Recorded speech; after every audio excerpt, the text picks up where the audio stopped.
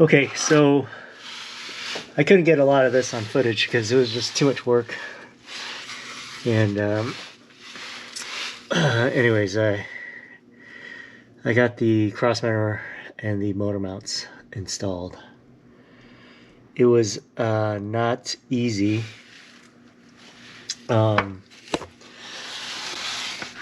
Everything does fit, so I'm happy about that. But like I said, it wasn't easy.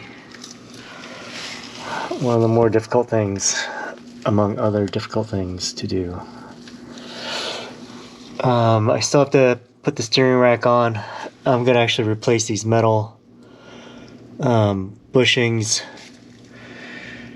and go with the rubber ones that I got. I'm actually kind of happy with, not happy per se, but this gap is parallel, and I think there's an adapter that I found online. Hopefully that'll work, but I'm not sure how well that's going to work because this other side is not lined up perfectly, meaning I just have to slide it up, and then I don't know if that's going to slide this other side up. It may. But anyways, I removed the hoist on top of the engine. I'll show you that. Okay, so it's on the motor mounts. It is quite a bit higher. I should have probably measured it at some point, but I did not. But I could tell it is higher. Alright, that's it for now. I haven't torqued anything down.